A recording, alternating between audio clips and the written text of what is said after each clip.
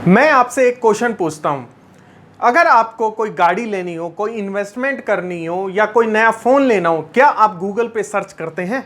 एक स्टडी से पता लगा है 94% पीपल जो कि 20 से 40 इयर्स की एज ग्रुप के अंदर हैं, गूगल पे सर्च करते हैं अगर उनको कुछ भी लेना है।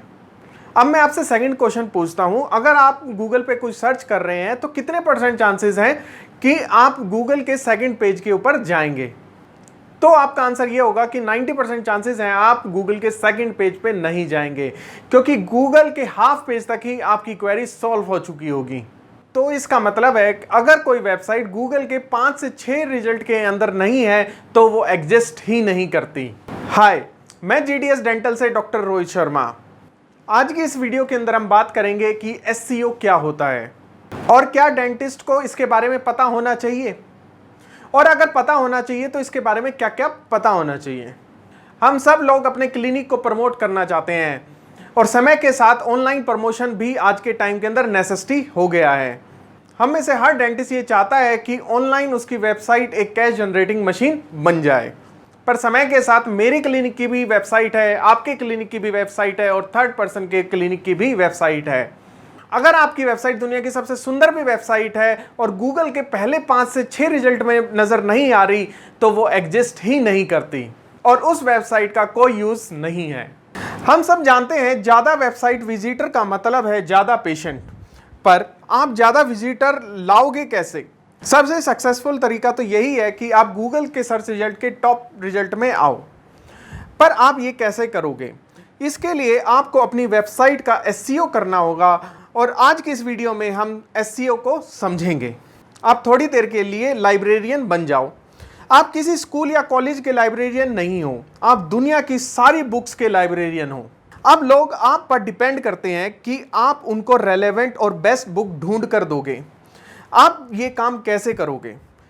इसके लिए आपको भी एक सिस्टम चाहिए और इस सिस्टम को बनाने के लिए आपको ये जानना पड़ेगा कि कौन सी किताब में क्या है, कौन सी बुक कौन सी दूसरी बुक से रिलेटेड है, ज़्यादातर कौन सी बुक्स लोग पढ़ना पसंद करते हैं और कौन सी बुक ज़्यादा मांगते हैं।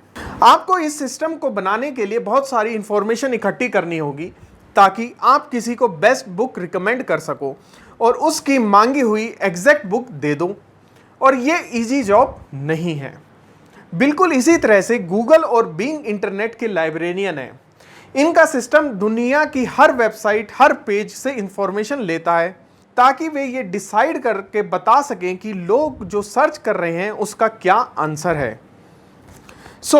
अगर आपके क्लिनिक की वेबसाइट है तो सर्च रिजल्ट मैटर करते हैं। अगर आपकी वेबसाइट की हायर रैंकिंग होगी तो ज़्यादा चांसेस हैं कि लोग आपको ढूंढ पाएंगे। और एसईओ का मतलब है कि वेबसाइट में वे चीज़ होना ताकि गूगल को ये पता लग सके कि आपकी वेबसाइट किस चीज़ पर बनी है और वो आपकी वेबसाइट को टॉप पेज पर बताए। अब मान लेते हैं दिल्ली में 1000 डेंटल क्लिनिक हैं और 100 डेंटल क्लिनिक की वेबसाइट है और एक फुल माउथ इम्प्लांट का पेशेंट इंटरनेट पर सर्च करता है best dental clinic in Delhi. अब गूगल कैसे बताएगा कि टॉप 5 डेंटल क्लिनिक कौन से हैं? सबसे पहले गूगल देखेगा कि best dental clinic in Delhi किसने अपनी वेबसाइट पर लिख रखा है, और best dental clinic in Delhi जो पेशेंट ने ये सर्च टर्म लिखी थी इसको कीवर्ड कहते हैं। मान लेते हैं गूगल को 50 वेबसाइट ऐसी मिलती हैं जो अपने आप को best dental clinic in Delhi बताती हैं। अब गूगल इन 50 वेबसाइट में से देखेगा कि कौन सी वेबसाइट के बारे में दूसरी वेबसाइट पर बात हो रही है। जितनी ज़्यादा वेबसाइट किसी क्लिनिक के बारे में बताएगी उतना गूगल अच्छा समझेगा और इस चीज़ को बैकलिंक्स कहते हैं। और सेम चीज़ हम भी करते हैं। अगर किसी फ़ोन या गाड़ी को 3 वेबसाइट ने अच्छा बता रखा है तो हम भी उसे अच्छा मानकर खरीद लेते हैं। अब मान लेते हैं गूगल को 10 वेबसाइट मिलती है जिनकी बात दूसरी वेबसाइट पर हो रही है। फिर गूगल देखेगा कि किसकी वेबसाइट पर कंटेंट अच्छा डला हुआ है और वो चेक करेगा कि कौन अपनी वेबसाइट को रेगुलरली अपडेट करता है। कोई विजिटर जब आता है वेबसाइट पर तो क्या वो कंटेंट पढ़ता है या नहीं, क्या वेबसाइट के दूसरे पेजेस पर विजिटर जाता है या नहीं, या विजिटर आपको फ़ोन करता है या नहीं। अब मान लेते हैं कि गूगल को बेस्ट 3 वेबसाइट मिल गई हैं, पर अभी भी वो ये डिसाइड नहीं कर पा रहा है कि पहले किसको रखूं और दूसरे पर किसको और तीसरे पे किसको। तो इसके लिए वो यूज़र एक्सपीरियंस का सहारा लेगा। जैसे आपकी वेबसाइट लोड कितनी देर में हो रही है।